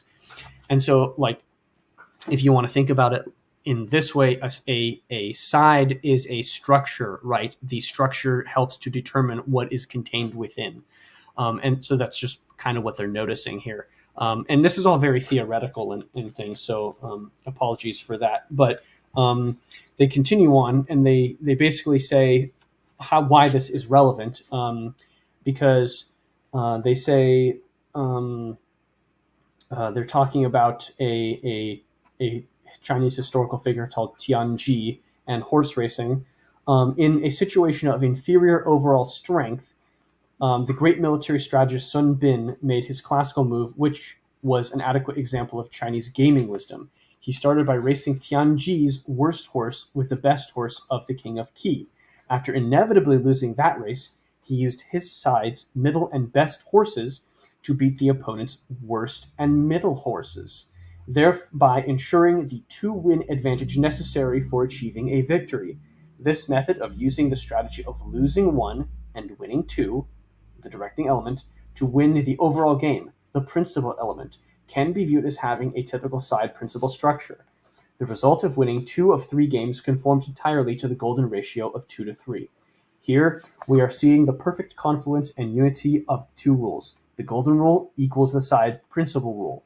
Finding a rule is both the end and the beginning of studying an issue, as long as we believe that something called the side principal rule can be seen in the functioning of all things. We should also believe that this rule, like the rule of the golden section, will not leave the military sphere untouched. Facts are indeed so. So you can see, in terms of military doctrine, this is a major difference between the United States and China as well as Russia. Russian traditional military doctrine, especially with armored forces, and you can see even in Ukraine, They don't like to use their best assets first until they believe that the decisive moment has reached the apex of your decision-making process. And that is the proper time to deploy your best assets, because your opponent's best assets have now been attrited. They are weak, they are vulnerable, and so they will not be able to resist you. And thus, even though you take more casualties, or you take a greater amount of casualties in your lesser assets, those are all expendable and replaceable. And so your best assets can win you the war. Whereas we do the exact opposite thing. We lead with our best assets, with our best aircraft, and we like to use them from the very beginning. And as they mention here, that's a losing strategy.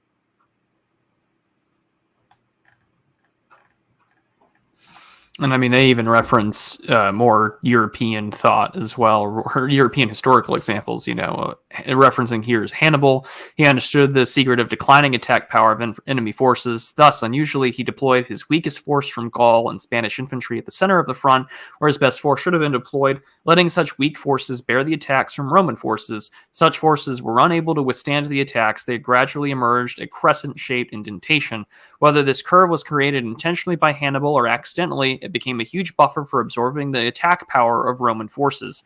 As the strong power gradually weakened because the lengthening front came to the low point of its momentum at the time approaching at the bottom part of the Carthaginian front, the Carthaginians, who were inferior in overall strength but superior in cavalry force, quickly launched their flanking cavalry forces to complete encirclement of the Roman forces, thus turning Canaan into a killing field for 70,000 people. Yes. And they, if I may, there's a little paragraph at the end of this chapter that I would like to read as well, if you don't mind. For it. It says, no matter how clear we state the side principle rule or the rule of victory, we can only proceed with the application of the rule in a fuzzy way.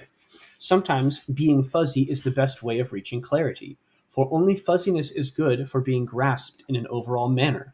This is the Eastern style of thinking.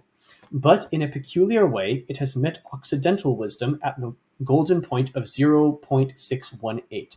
As a result, Occidental logic, reasoning, and precision in Eastern instinct, understanding, and murkiness have provided the basis for joining Eastern and Occidental military wisdom and have generated the rule of victory that we have discussed. It shines with glitter, has both Eastern mystery and Occidental rigor, as if eaves at the Taipei Palace are placed on a column at the Parthenon Temple, looking majestic and vibrant. So this is what they're saying, is that war remains an art form as much as a science, and it is an interesting comparison of traits with a poetic flourish there. And I very much enjoyed reading that part when I actually read it the first time. And I mean, if there's something that the audience can definitely take away, I did put it in the chat earlier, but there's so much that is cited here. Classical language of architecture, page 90, Pythagoras, Galileo, and then just a variety, right, of the history of the war of China, right, military translation press. You can get a lot of the stuff here directly cited. Fuller's Military History of the Western World.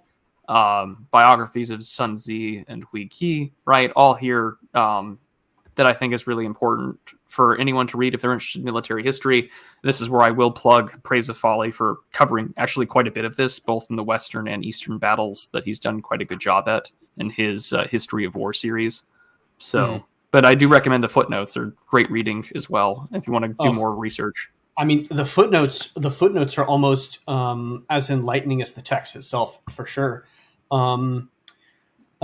also, in the chapter on essential principles, they go into a lot of things, of I guess principles of verbiage on because they expand on this idea of methodology and science and that sort of thing in the next couple of chapters, which kind of is a little, I mean, we're already at the hour and a half mark, so that's a little complex at this point.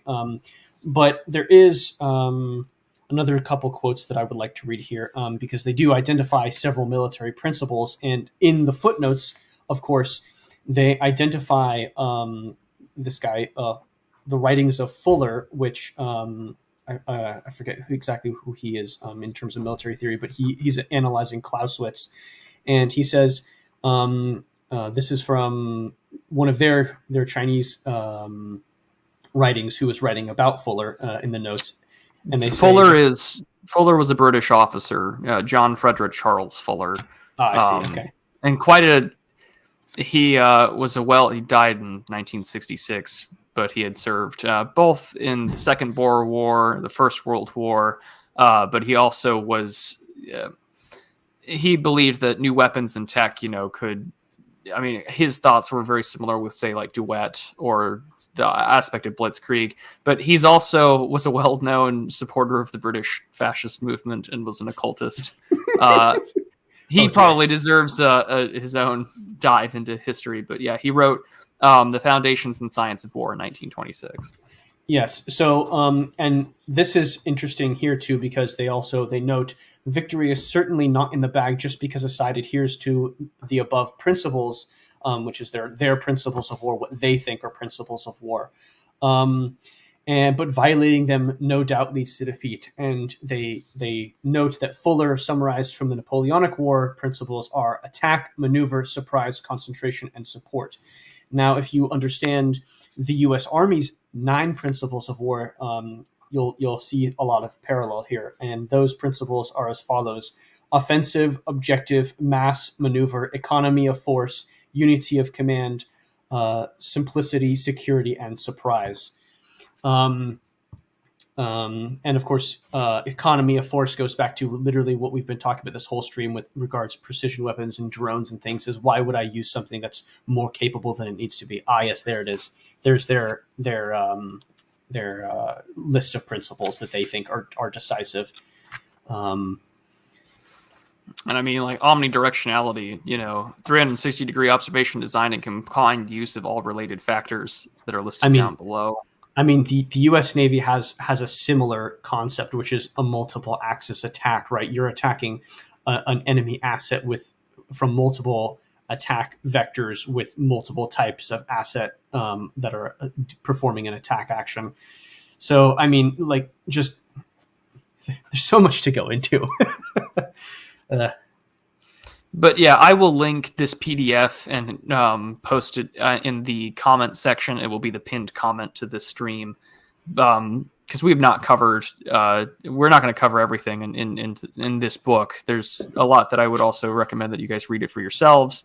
But I do think that this text, to sort of give our final thoughts here, really does highlight some of the prophetic nature that it definitely has. That there's going to be.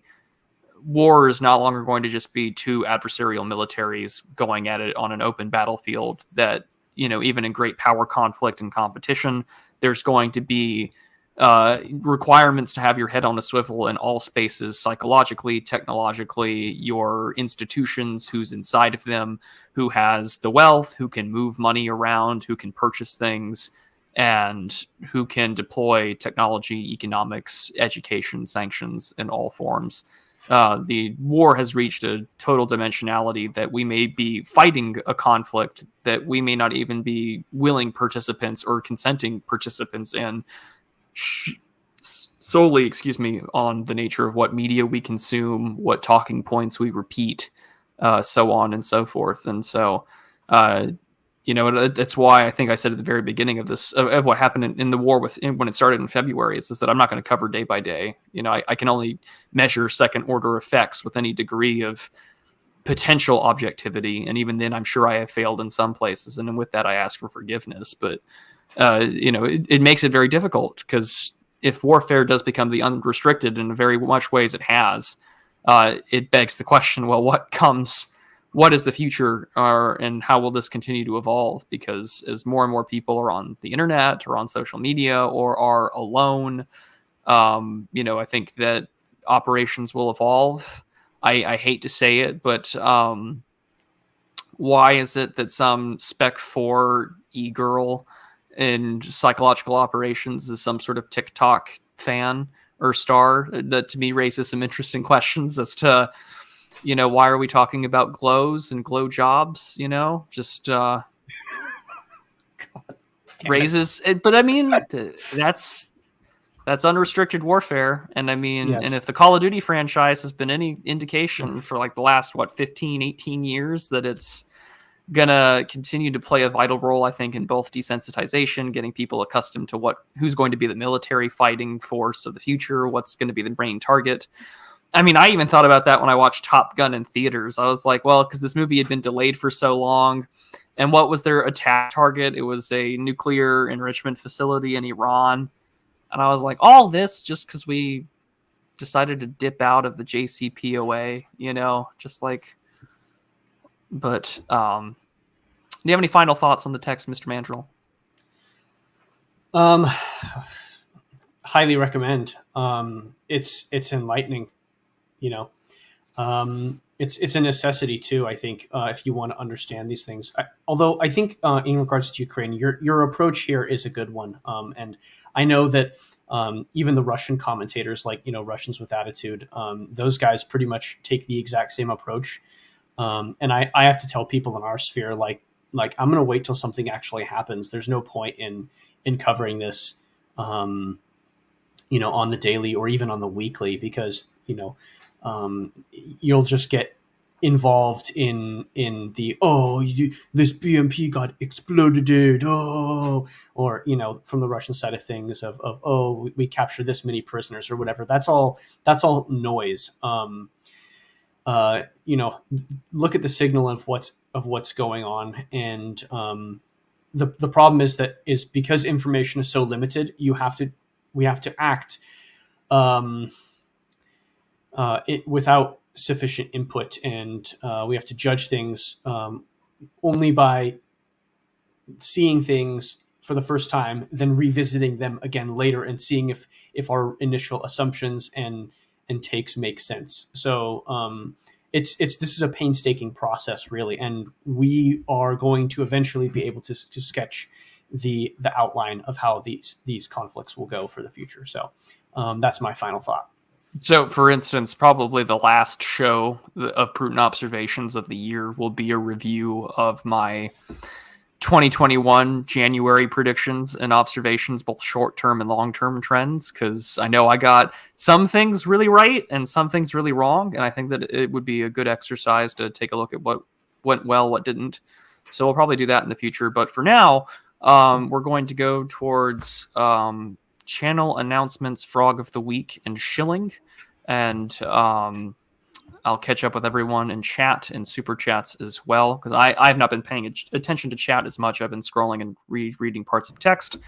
But let's go share this tab instead. Slideshow time. So as for announcements, as always, both Raging Mandrill and I are members of the Old Glory Club, and we highly recommend that you subscribe and support this project. The funding that will be raised, both from the Streams and Media organization, will be later used down the line as a mutual aid society for those doxxed, fired, etc., for their political beliefs, or even those that had been hit by a tornado, fire, or other acts of God. And it will be, of course, primarily focused on, American history, American politics, and American culture. Last Friday, we covered Pearl Harbor, and Mr. Mandrill, I believe you were on it with Paul Fahrenheit. It was a very good stream. We've covered, Senator Joseph McCarthy. And next Friday, because it will be the 16th on the anniversary of the Boston Tea Party, almost every person with a history spurgery or a history degree of the Old Glory Club will be covering that one, myself included. So Semiagog will be hosting a stream on Poland, on Prometheism, the Intermarium, and the Three Seas Initiative. Myself and Charlemagne will be joining, and it will be a very large, well-researched deep dive. So there's a lot of documents, a lot of receipts, a lot of connections to pull into. So it'll be a very good time this coming Thursday in the evening. I myself will be on Millennial on my birthday, December 23rd at 9 p.m. Eastern. It is already kicked off, so if you want to catch up with all the Millennial festivities, he's over there live on Odyssey, I'm sure, right now, interviewing his next set of guests. And then for my patrons, I've already put out quite a bit of article reviews, rants, and Substack and patron exclusives on Subscribestar. But tomorrow I will be doing some readings of Murray Friedman's book, What Went Wrong? Because Dimes and I from Blood Satellite are going to be covering that text later on, and it kind of felt timely with some of the recent news and events regarding people like Kyrie Irving and such. And so Patron articles are going to be available as well as on Subscribestar and Substack. So if you don't, if you're a Subscribestar, patron, and you want to read these articles, you will get the Word document version of them at all times. This week's Digital Archipelago episode will be on Qiao's channel. We're going to cover some short stories and literature written by our friends. So Dan Baltic, T.R. Hudson, and a few others. We're going to read some of them and talk about, the emergent literary scene. We're quite happy with it.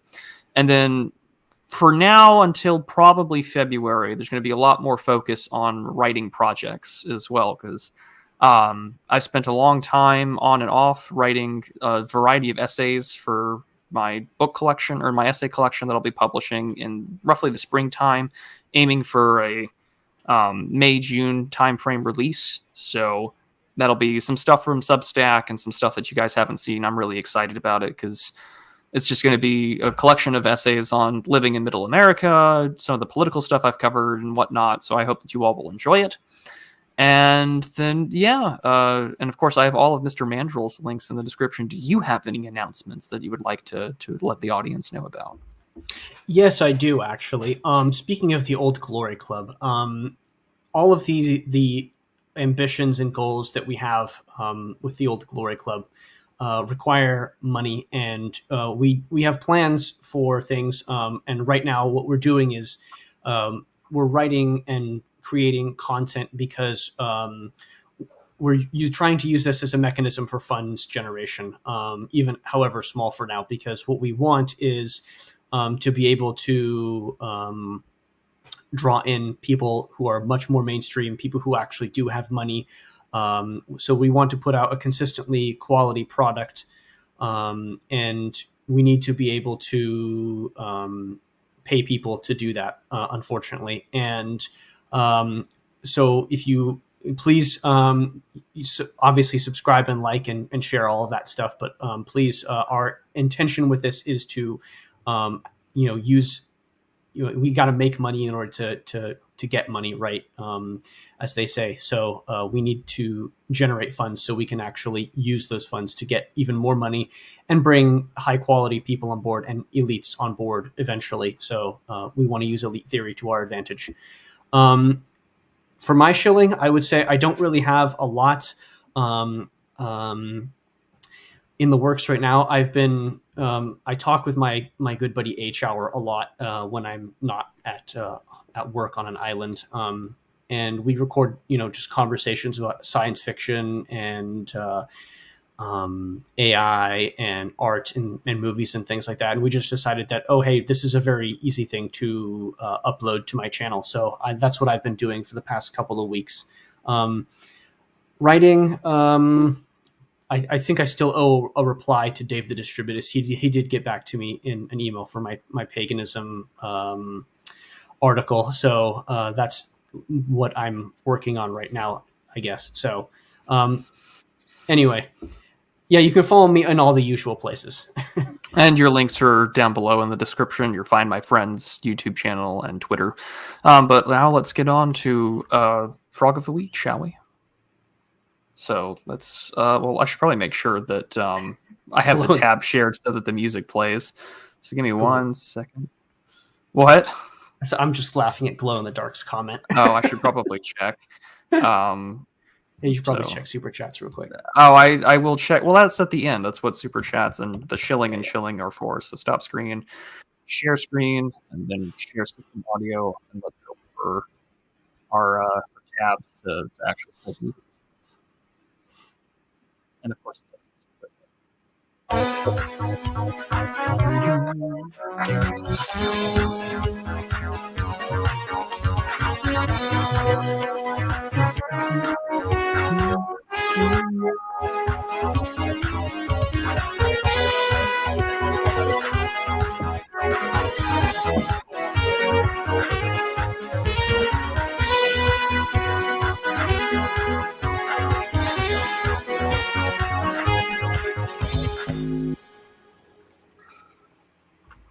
all right, so this week's Frog of the Week is the duck-billed tree frog.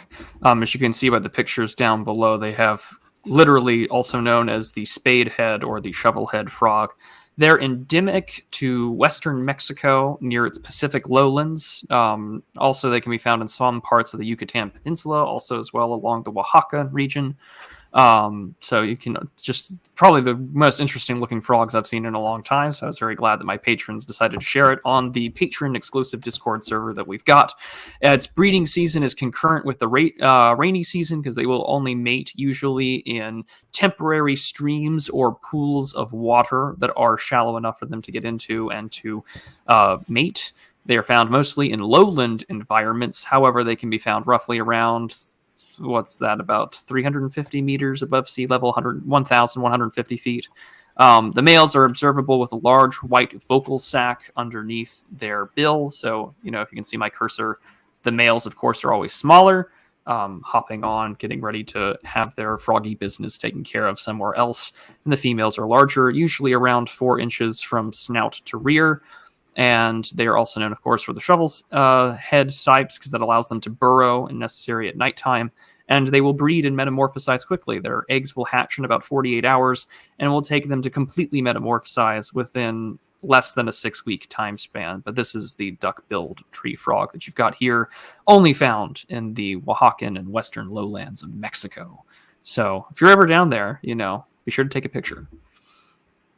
And now, to catch up with patrons and shilling, I am, of course, as always, thankful for our top tier patrons. And if you donate $20 or more or a month, like the lovely people on here, you also have access to joining an episode of Prudent Observations, like Mr. Raging Mandrill, a fearless leader, user 4A5B, 5DB5, Cowering Bugman, Winston Fujimori, Voluble Ox, Hunger, Consumer, Focron, and Preservatism.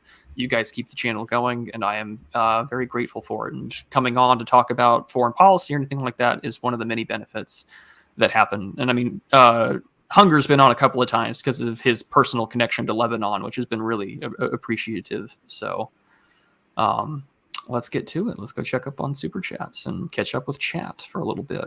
So I'll check entropy first. We've got one from Rainlord for $3 Canadian. I probably need to finish the book. China versus U.S. competition will be decided in the third world. I heard that both China and the United States are working on mosaic warfare and will be decided in space.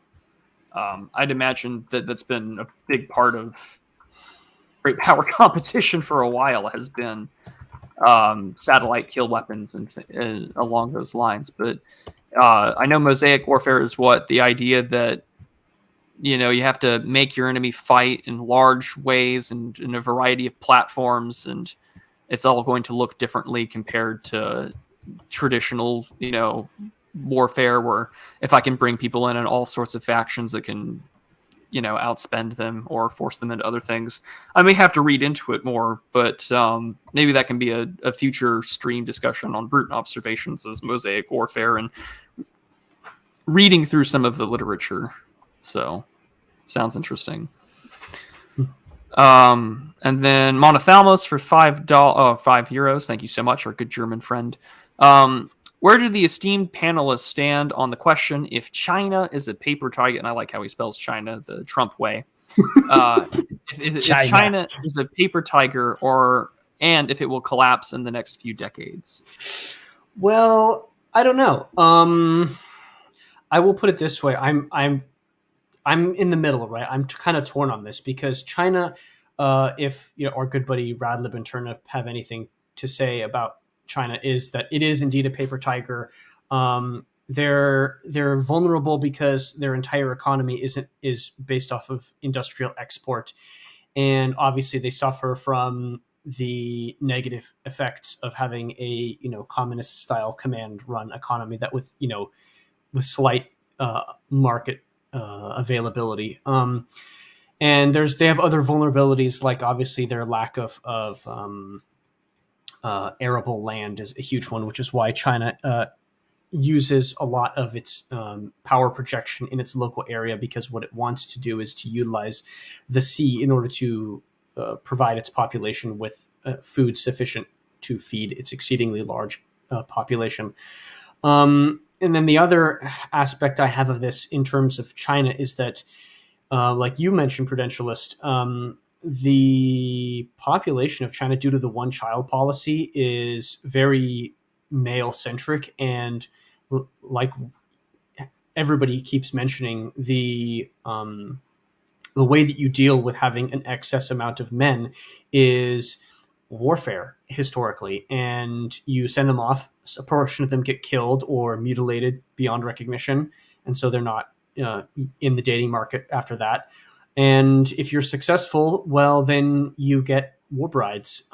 So you can, and this is what, like, to be honest, what the U.S. military does with its satrapies in Japan and Germany, right? And the War Brides Act and things like this is, oh, look, I can use a conquered foreign population's women in order to keep my men happy once we're successful in conflict. So, I mean, this is how you can see that there is going to be a gearing up of conflict, and we won't know which one of these factors is more important until it actually happens, unfortunately. I always go back and forth with this because I find that I think that China is a little more resilient than I think a lot of Western analysts give China credit for. I think that, for instance, there's going to be like Rainlord's other super chat that I do, like Rainlord's super chat, that it's going to be focused, I think, in a lot of areas like the third world. For instance, I think there's going to be a renewed interest from sort of U.S. aligned sphere of influence into places like sub-Saharan Africa, as well as in South America. I mean, one of the bigger issues that I think the United States geographically but diplomatically will have to struggle with is the fact that you have a strong leftist national push from people like AMLO and others in Mexico and other parties that want to pull away from the American sphere of influence with, say, like the Organization of American States, right?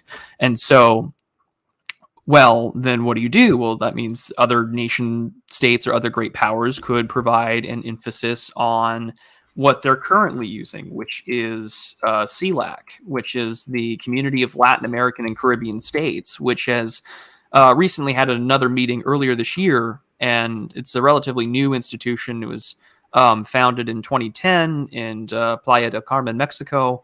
And, to let you know who was involved, it was the founders of people like Lula of Brazil and Hugo Chavez when he was still alive. And now you still have a rather strong leftist presence in the country. We had most recently, you had Andres Boric recently elected as president, and I believe Chile, right? I mean, AMLO still has another couple of years in office, but it still has a strong leftist bent. But they've been increasing their relationship with China, and China has spent billions of dollars in the last at least the last 22 years, investing in what's typically known as the Lithium Triangle, which is like Chile, Peru, Argentina, like those three big countries that are focused more towards the Pacific. And that's a huge area to get access to a lot of potential goods and services for electronics. That might be an area to bypass the CHIPS Act. We'll see in the coming decades. But they've also talked about exchanging intelligence for counterinsurgency and providing technological sharing and information technology sharing. And that sort of raises the question as to whether or not America wants to sort of revitalize its Monroe Doctrine, because during the Obama administration, then Secretary of State John Kerry, who's now Biden administration's climate czar, God bless American politics, it's so incestuous, that they had said that, the Monroe Doctrine for the United States is kind of effectively dead. So I think that China is more resilient than the United States gives them credit for.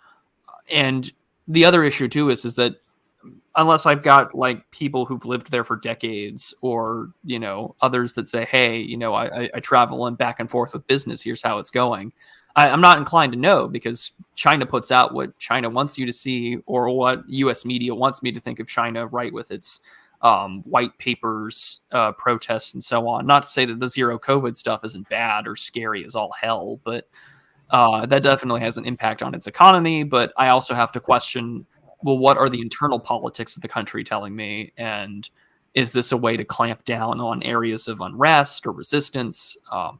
This would require me to do more research, but my gut feeling is always, when it comes to China, is that I am not as paper tiger trigger happy on that issue. I think that China would like to focus primarily on being resilient for the time being until they have the necessary tools for parity or some kind of asymmetrical conflict on economics, trade, education, technology that they could win on.